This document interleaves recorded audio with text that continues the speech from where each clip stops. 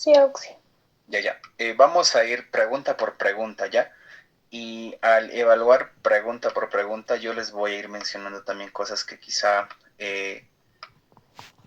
les puedan preguntar y que estén relacionados con la pregunta como tal y que ustedes tienen que tomar en cuenta para mañana, ¿ya? Lo vamos a hacer así rápido porque, como les digo, no tenemos mucho tiempo y en 1 hora y media yo les tengo que hablar de casi todo, ¿ya?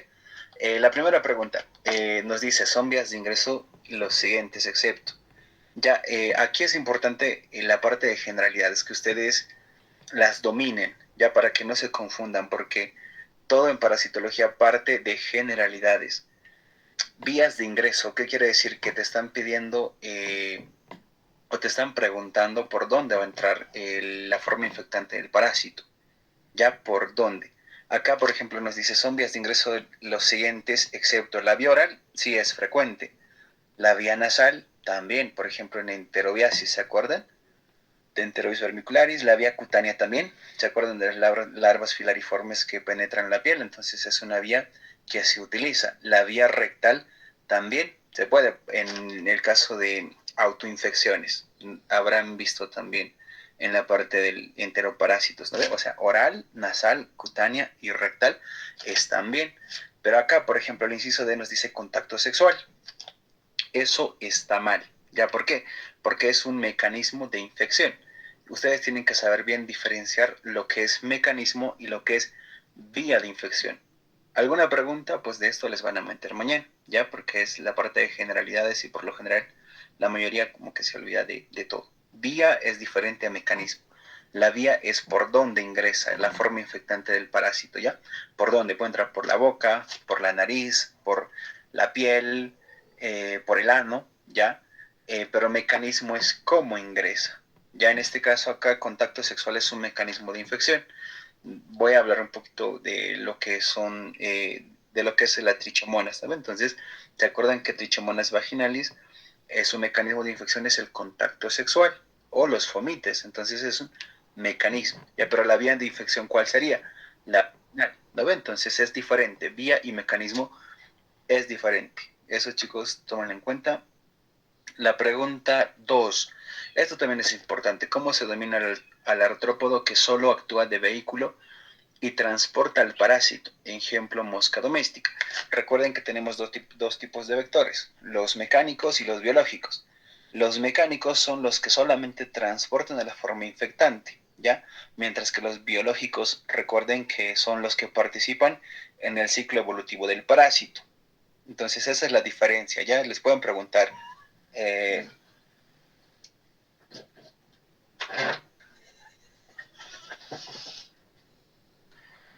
les pueden preguntar eso, chicos. Así que mucho ojo con eso. La tercera pregunta.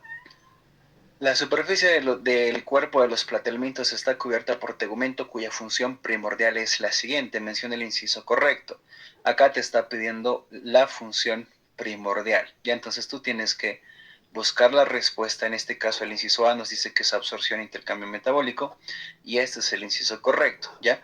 Aunque la locomoción también es una de las funciones que tiene la superficie del cuerpo de los platelmintos, ¿ya? Pero acá tienen que leer siempre lo que les están preguntando. Aquí les preguntan la función primordial, ya, o sea, cuál es la función más importante de la superficie del cuerpo del tegumento de los platelmintos. Entonces es la absorción e intercambio metabólico. La pregunta 4 mencione los tipos de reacciones adversas a medicamentos. Esto me imagino que les habrán hablado en la parte de farmacología antiparasitaria en el primer rote. Son 4, ¿ya? Es leve, moderada, severa y mortal. Así se clasifica. No vamos a redundar mucho en eso. Como les digo, voy a redundar un poquito más en las cosas más importantes, ¿ya? La pregunta 5. ¿Cómo se denomina la forma de resistencia y que se encarga de diseminar la enfermedad en los protozoarios intestinales? Esto es importante, chicos. Ustedes tienen que saber que los protozoos, o sea, que todos los protozoos solo tienen dos formas evolutivas, ya el quiste y los trofozoitos. Los quistes, recuerden que el libro nos dice que son la forma de diseminación, la forma de resistencia de estos parásitos, mientras que los trofosoditos son las formas fisiológicas, las formas lábiles, las formas que producen la enfermedad como tal. Pero no se confundan. Ustedes recuerden que el protozoo solo tiene dos formas evolutivas: quiste y trofozoito. ¿Ya? El único protozoo que solamente tiene una forma evolutiva, que es el trofozoito, es Trichomonas vaginalis. ¿Ya? Entonces eso también tienen que saber. Eso, chicos, no se confundan, porque a veces con los protozoos suelen confundirse y pensar que tienen una forma evolutiva de huevo, pero no, ya no es así. Solo los elementos tienen huevo, larva, adulto. ¿Ya? ¿Se me sigue escuchando, no, chicos? Sí. Ya. La pregunta 6 nos dice, es una técnica de inmunoensayo en la cual un antígeno inmovilizado se detecta mediante un anticuerpo enlazado a una enzima capaz de generar un producto detectable como cambio de color. Acá inmunodetección no es, proteína recombinante mucho menos, la hibridación no, radioinmunoensayo tampoco. La respuesta es ELISA, ¿ya? Enzimo inmunoanálisis ligado a enzimas. Esa es la respuesta correcta. Acá no sé si les van a preguntar esto, pero tienen que repasar un poquito acerca de los métodos de diagnóstico directos e indirectos. En la parte de generalidades ustedes saben.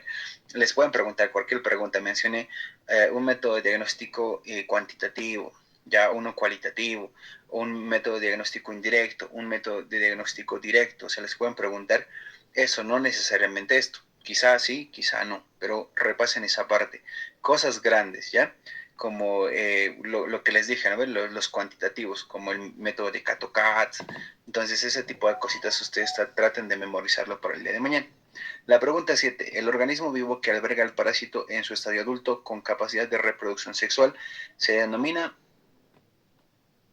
Ya es un hospedero, acá te está hablando de un hospedero. Alberga al parásito en su estadio adulto y con capacidad de reproducción sexual.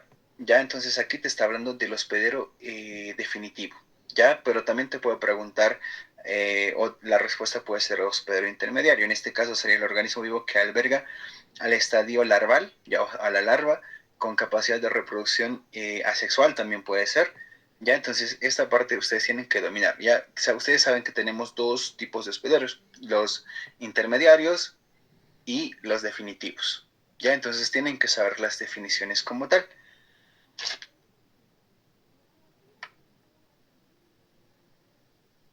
La pregunta 8. Esto es fácil, ya la mención de los componentes de la tríada ecológica: huésped, medio ambiente y agente. ¿Lo veo? O sea, agente causal, huésped y medio ambiente. O sea, es un tanto sencilla, no creo que les pregunten, pero por si acaso. La 9. Esta prueba mide la reacción de hipersensibilidad retardada, antígenos homólogos o heterólogos de promastigotes de Leishmania. Ya te estaba hablando de leishmaniasis. Es de reconocida utilidad en el estudio clínico y epidemiológico de la leishmaniasis tegumentaria de las Américas. Ya IDR de Montenegro, esa es la respuesta. Ya intradermoreacción de Montenegro. Es el método gold estándar, se podría decir, para el diagnóstico de leishmaniasis. Acá te está preguntando eso. Mira, prueba de reacción de hipersensibilidad.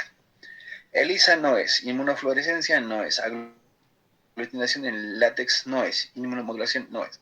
Ustedes recuerden siempre que Leishmania va a ir ligada a IDR de Montenegro, ya es como que su método gold estándar para el diagnóstico. Y esto les pueden preguntar en la parte de generalidades o también les pueden preguntar en la parte de leishmaniasis como tal. Así que tomen en cuenta eso, chicos. La pregunta 10. Menciona una vía de transmisión frecuente para adquirir una enteroparasitosis y mencione también al padre de la parasitología. Ya primero te está pidiendo una vía de transmisión frecuente para enteroparásitos. Ya, y recuerden que por lo general en enteroparásitos casi siempre la vía de transmisión va a ser la oral. Entonces acá puedes poner oral, ya que es la más frecuente. Y el padre de la parasitología también les pueden preguntar porque está dentro de lo que es generalidades. Ustedes recuerden que es Francisco Redi, ¿no? Entonces son cositas grandes que tienen que recordar, chicos.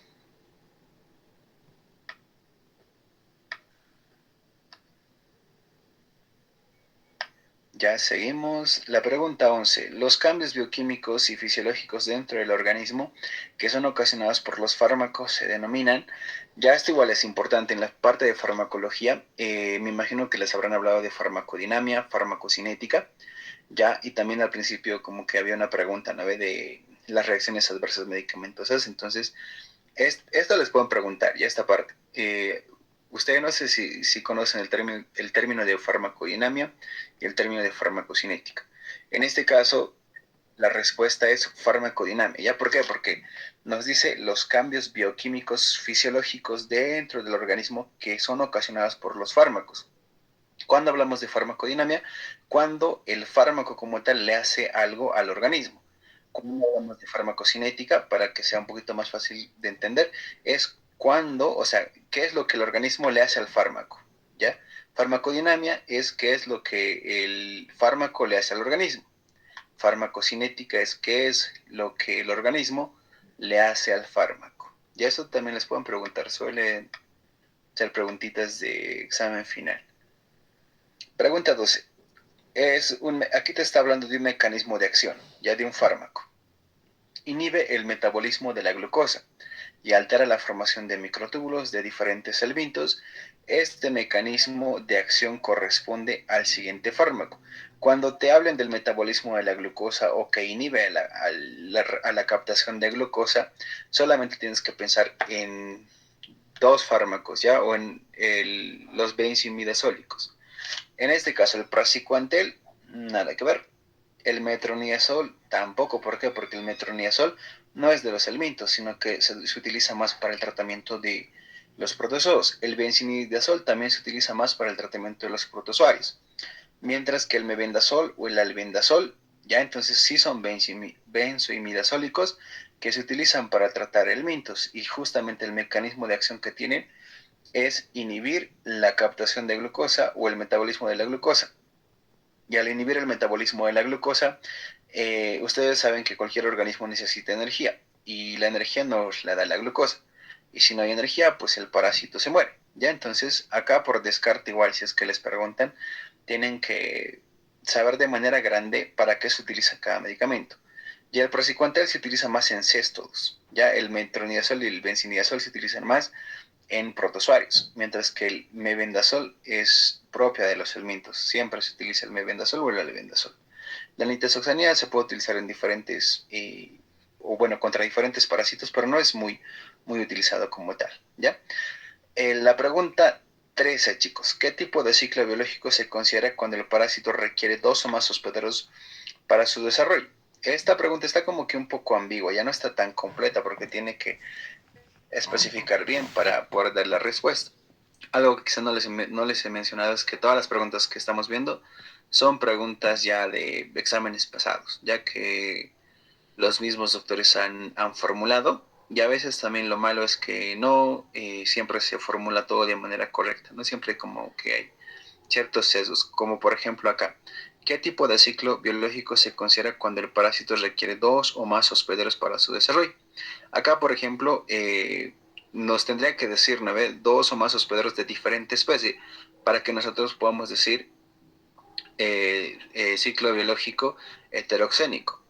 ¿Ya? Mientras que acá como que no te da esa especificidad, entonces, por ejemplo, el ciclo biológico monoxénico también puede requerir, o sea, el parásito, dos o más hospederos de la misma especie, ¿ya? Entonces, esta pregunta está un poquito mal formulada, pero lo que yo quiero que ustedes sepan bien para mañana es qué es un hospedero, qué es un ciclo biológico heteroxénico, qué es un ciclo biológico monoxénico, ¿ya? Heteroxénico es cuando el parásito requiere dos o más hospederos de diferente especie, ¿ya? Heteroxénico. Mientras que monoxénico es cuando requiere ya a un solo hospedero o a dos o más, pero de la misma especie, ¿ya? Entonces como que eso es monoxénico, de la misma especie, siempre, uno, ¿ya? O puede ser más, pero de la misma especie. Mientras que heteroxénico siempre tiene que ser dos o más, pero de diferente especie. ¿Ya? Entonces espero que logren captar eso. Tienen que saber sí o sí, chicos, los tipos de ciclos biológicos, heteroxénico, monoxénico. Tienen que saber bien hospedero intermediario, hospedero definitivo, ¿ya? Cuando hablamos de cada uno de esos. La pregunta 14. El sistema excretor de los platelmintos se caracteriza por lo siguiente. Marca el inciso correcto. Ya esta es una pregunta de más de generalidades que no creo que les pregunten, pero acá ya la respuesta correcta es todos. ¿Por qué? Porque el sistema de los platelmintos o el sistema excretor se caracteriza por todo lo que está acá ya, por los protonefridios, es termorregulador, osmorregulador, entonces es todos. Pero no creo que les pregunten mañana esto. Así que, como les digo, chicos, siempre repasen lo grande, ya, porque son muchos temas, muchas preguntas que van a sacar y les van a preguntar lo más grande, chicos, lo más grande, como les he dicho, ciclos biológicos, heteroxénico, monoxénico, les van a preguntar hospederos, intermediario, definitivo, les van a preguntar vías de infección, les van a preguntar mecanismos de infección. ¿Por qué? Porque es en lo que ustedes se confunden, ¿ya? Acá la pregunta que dice la definición, número de casos nuevos de una enfermedad en un periodo de tiempo en una población específica corresponde a incidencia. Ya chicos, acá es incidencia. ¿Por qué? Porque es el número de casos nuevos. Ya, si dijera número de casos nuevos y antiguos, sería la prevalencia. Ya, entonces, este tipo de definiciones las tienen que conocer, qué es endemia, pandemia, epidemia, qué es prevalencia, qué es incidencia. Todo eso lo tienen que saber de memoria, ¿ya? Aunque en lo personal no creo que les pregunten, pero por si acaso. La pregunta 16. Esta prueba se basa en la reacción de antígenos y anticuerpos en un medio sólido como gel de agar o gel de agarosa. Si ustedes ven, chicos, gel de agar, gel de agarosa, ya, y reacción antígeno-anticuerpo, solo tienen que pensarme en una cosa, ya, en inmunodifusión. Lo demás está descartado. Ya, ELISA, aglutinación en látex, IFI, IDR de Montenegro. Recuerden que esto es para Leishmania, ¿no ve? Esto es lo que se utiliza en muchos enteroparásitos. Esto es lo que casi no se utiliza. Pero como les digo, si ven prueba basada de reacción antígeno-anticuerpo en gel de agar o agarosa, inmunodifusión, ¿ya chicos? Eso. Tienen que repasar la parte de métodos de diagnóstico. Aunque no creo que les pregunten mucho el día de mañana, chicos. Acerca de eso, quizá cosas grandes, como les he dicho, cosas grandes. 17. Los helmintos céstodos se caracterizan por lo siguiente. Marque el inciso correcto. Ya te está preguntando, te van a hablar acerca de las características que tienen los cestos. Los cestos recuerden que son hermafroditas, como las tenias, ¿no? ¿Son hermafroditas? Sí. ¿Son aplanados, acintados? Sí. Son como cintas, como tiras blancas, ¿no? Como cintitas. ¿Tienen simetría bilateral? Sí. Entonces la respuesta correcta sería todos corresponden. Mañana va a haber, chicos, preguntas abiertas y preguntas de selección múltiple. Como han ido dando sus parciales, igualito, ¿ya? La pregunta 18. Los siguientes son factores de riesgo epidemiológico para el desarrollo de las parasitosis, excepto. Ya acá te está pidiendo factores de riesgo epidemiológicos. Inmunosupresión, sí es. ¿Ya por qué? Porque ustedes recuerden que las personas inmunodeprimidas, o sea, como que tienen VIH, que están enfermos con cáncer, son más propensos a contraer enfermedades parasitarias y son más propensos a que estas enfermedades parasitarias se compliquen. Costumbres alimenticias también. Ustedes recuerden que si no se lavan las manos, si no hay una adecuada eliminación de excretas, igual, ¿ya? Es igual a parasitosis o riesgo de parasitosis. Migraciones humanas también, ya porque pueden haber personas que tienen enfermedades parasitarias emigrar a regiones en donde el parásito es viable y transmitir la parasitosis. Contaminación fecal también. Ustedes recuerden que la mayoría de los parásitos pues salen con las heces de las personas y es una de las maneras por las que también las parasitosis se van diseminando. Mientras que el inciso C nos dice evolución genética, esto no tiene nada que ver, ¿no? Entonces esta es la respuesta correcta, porque acá te dice factores de riesgo para el desarrollo de las parasitosis. Te está pidiendo el excepto. Entonces la evolución genética no tiene nada que ver, ¿ya? La pregunta 19. ¿Son acciones patógenas? Esto tienen que saber bien, chicos. Acciones patógenas. Sí o sí, porque les van a preguntar en enteroparásitos, acción patógena principal de tal parásito, acción patógena principal de tal parásito. Entonces ustedes saben que tenemos varias acciones patógenas. En este caso te está pidiendo el excepto. Acción irritativa, sí hay, ¿ya? Acción enzimática, también sí hay. Acción inmunoalérgica o inmunológica, también hay, ¿ya? Entonces, en este caso, todo lo que nos está mencionando está bien.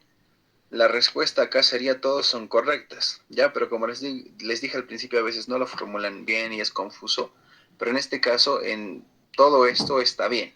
Ya acá te está pidiendo el excepto, pero acá tendrá que decir todos son correctos, ¿ya? Entonces, todo lo que ahorita hemos mencionado hay. Pero recuerden que hay una exfoliatriz, hay traumática, compresiva, o sea, hay más acciones patógenas. Tienen que saber bien eso, chicos. La pregunta 20.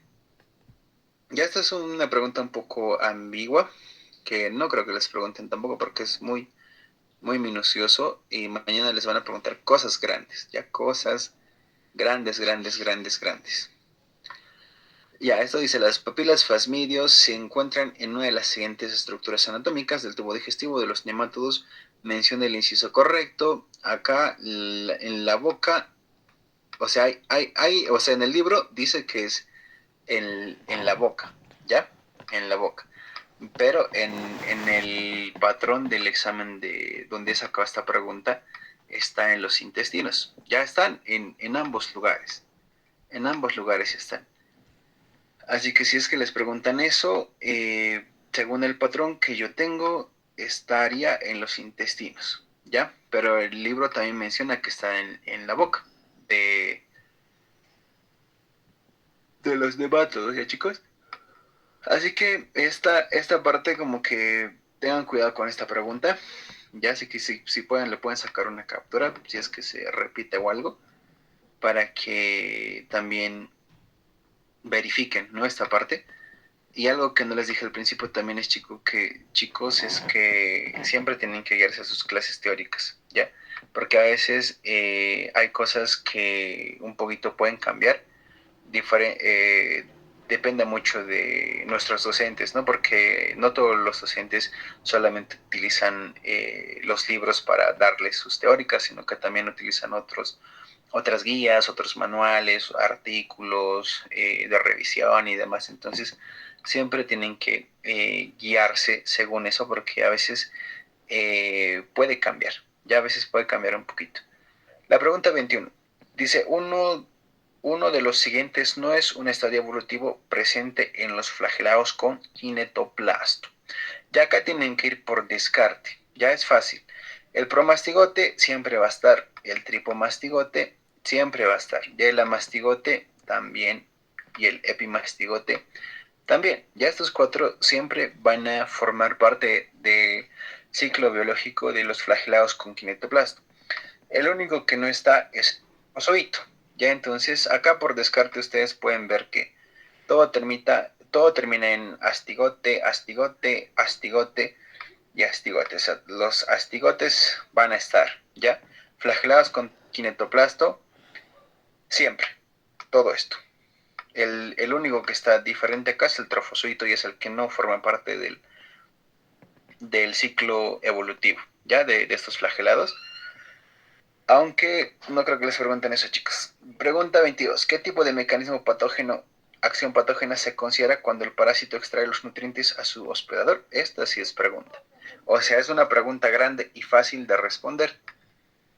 Acá es exfoliatriz. Ya, exfoliatriz. Mecanismo patogénico en donde el parásito extrae nutrientes, o sea, le roba nutrientes a su hospedero, es acción patógena exfoliatriz. ¿Ya, chicos? Eso tienen que saberse así. 23. Una de las siguientes estructuras anatómicas debe ser de la biología de los nemátodos contiene líquido el cual ejerce presión hidrostática sobre la capa muscular que permite el movimiento de los nemátodos. Marca el inciso correcto. Esto igual es una pregunta acerca de la morfología de los nemátodos.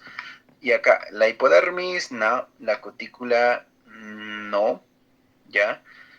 todos corresponden tampoco. Acá la cavidad pseudocelomática. Si se acuerdan en el libro nos dicen, a ver, que los nemátodos tienen una cavidad que tiene un líquido, que tiene una presión elevada, y esta presión elevada hace que el nemátodo como tal se pueda mover. Ya, entonces acá la respuesta correcta sería la cavidad pseudocelomática. La pregunta 24. ¿En base a qué característica se clasifican los protozoarios? Esto igual es importante. ¿Cómo clasificamos a los protozoarios? Por medio de su locomoción. Ya, porque algunos utilizan, recuerden, cilios, algunos utilizan flagelos. Ya, entonces es importante que ustedes sepan esto. ¿En base a qué característica clasificamos a los protozoarios? En base a su locomoción, ¿ya? O sea, cómo se mueve. La pregunta 25. El ciclo biológico de tipo heteroxénico, ¿ya? Marca el inciso correcto. Acá te está dando incisos, ¿ya? Ciclo evolutivo que se desarrolla en un solo huésped sin necesidad de salir de este. Esto no está bien. Ya recuerden que heteroxénico les he dicho que necesita dos o más de diferente especie, ¿ya? El inciso B dice ciclo evolutivo que se desarrolla en uno o más huéspedes de la misma especie. Esto está mal igual, porque les he dicho que es de diferente especie, pero a veces esto suelen ponerlo para que se confundan, ya, y suelen marcar el inciso B. Siempre, ¿por qué? Porque se parece un poquito el ciclo evolutivo que se desarrolla en uno o más huéspedes, pero acá ya cambia, de la misma especie. Recuerden que heteroxénico siempre tiene que ser de diferente especie, ¿ya? Porque el monoxénico puede necesitar uno o más, y estos pueden ser de la misma especie. Esto, por ejemplo, es una definición de ciclo evolutivo monoxénico. ¿Ya? Entonces, lean bien sus preguntas el día de mañana, por favor.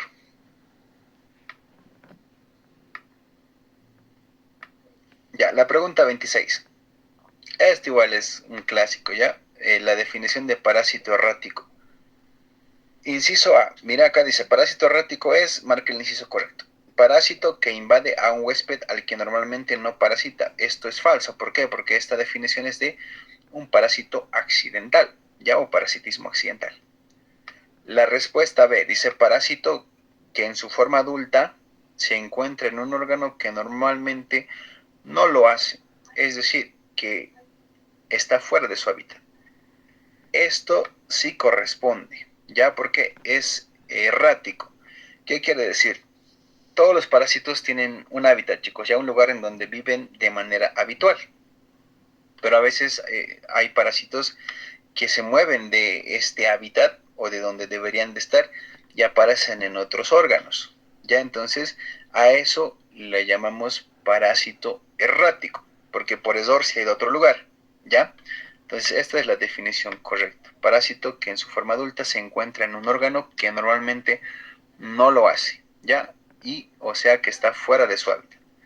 El inciso C nos dice, por ejemplo, parásito que vive en la superficie exterior del huésped, nada que ver.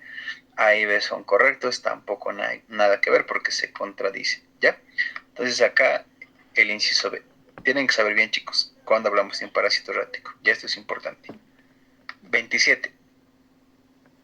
Estudio de la distribución, frecuencia y determinantes de procesos de salud y enfermedad en poblaciones humanas. Esta definición corresponde a epidemiología, ¿ya?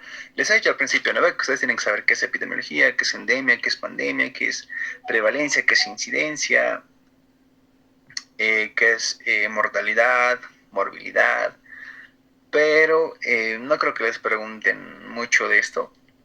Como les dije, es un examen final, se van a abocar más a ir a cosas puntuales y cosas grandes. ¿Ya? Entonces, acá es epidemiología. La pregunta 28. Huésped definitivo es. Acá te está preguntando acerca del huésped definitivo. Inciso A. Huésped en el cual el parásito se reproduce sexualmente. Sí, esto es correcto, ¿ya? Huésped definitivo. Recuerden que alberga el parásito adulto con capacidad de reproducción sexual. El inciso B de respuesta nos dice huésped que alberga al parásito en sus dos formas de reproducción. ¿Esto creen que está bien o creen que está mal? El inciso C dice, mira, huésped que alberga a la forma adulta de un parásito. Ya, este igual está correcto. Esto está correcto. Esto está correcto.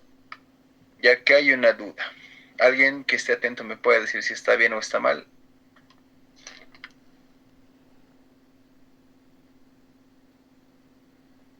Hola.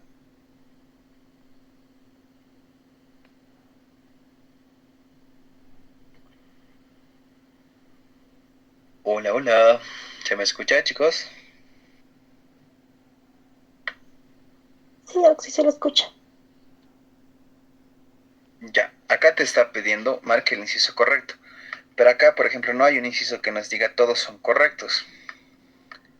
Por eso les decía, ¿no ve que a veces hay preguntas que no están muy bien formuladas o que son un poco confusas? Acá el inciso B nos dice, por ejemplo, huésped que alberga al parásito en sus dos formas de reproducción. En sus dos formas de reproducción. ¿Qué quiere decir? Sexualmente o asexualmente. Entonces, esto también estaría bien, por ejemplo, y lo aplicaríamos en el caso de toxoplasmosis. ¿Ya por qué? Porque recuerden que el gato es el hospedador definitivo y en el gato se puede dar tanto el ciclo sexual como el asexual. ¿No? Entonces, también sería correcto. Acá nos faltaría un inciso ABCD, un inciso E que diga todas son correctas, ¿ya? Pero según el patrón del examen del cual he sacado esto, la respuesta es A y C, ¿ya? Y esto como que lo descarta, pero teóricamente y con bibliografía, pues esto también sería una respuesta válida, ¿ya? Sería una respuesta válida. Aunque, como les digo, no se pregunten, no les van a preguntar esto, yo pienso. Sí les pueden preguntar la definición, ¿ya? O sea, ¿cuándo hablamos de un huésped definitivo?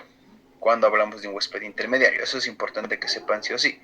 Huésped definitivo es aquel huésped que alberga el parásito en su forma adulta con capacidad de reproducción sexual, ya mientras que el huésped intermediario es aquel que alberga al estadio larval del parásito, ya con capacidad de reproducción asexual. Esas son las dos definiciones que ustedes sí o sí tienen que saber de memoria. Pregunta 29. Esto también suelen preguntar.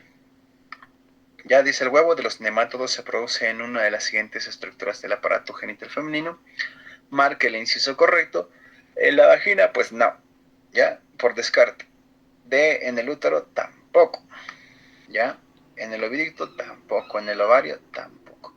En el O tipo, ya el inciso A es la respuesta correcta. Vamos a ir rápido porque no creo que les pregunten eso. Quizás sí, pero el O tipo, ya chicos. Ahí se producen los huevitos de los nematodos en el ootipo. La pregunta 30. El ciclo evolutivo de los platelmintos se caracteriza por lo siguiente. Marque el inciso correcto. ¿Han visto que en muchas de las preguntas siempre hablan de ciclo evolutivo? Siempre hablan de hospederos, ¿ya? Entonces, mucho ojo con eso, chicos. Para mañana sepan los ciclos evolutivos, ¿ya? Heteroxénico, monoxénico. ¿Cuál es cuál? ¿Cuál es la diferencia? En los huéspedes también me tienen que saber cuál es la diferencia entre los intermediarios y los definitivos, ¿ya? Ya, la pregunta 30 dice, ciclo evolutivo de los platelmintos se caracteriza por lo siguiente, marca el inciso correcto. Paratécnico, nada que ver, ¿ya? ¿Por qué te están dando a un hospedero? Ya un hospedero paratécnico. Eh, los platelmintos monoxénicos, no. Ya porque recuerden, por ejemplo, las tenias, immunolepis, la fasciola, el esquistosoba, siempre tiene o caracoles, o chancho, o vaca, o ratas, siempre tienen hospederos intermediarios, o sea, monoxénico no puede ser, ¿ya? Todos corresponden tampoco puede ser, porque les he dicho que esto nada que ver y esto nada que ver, ¿ya?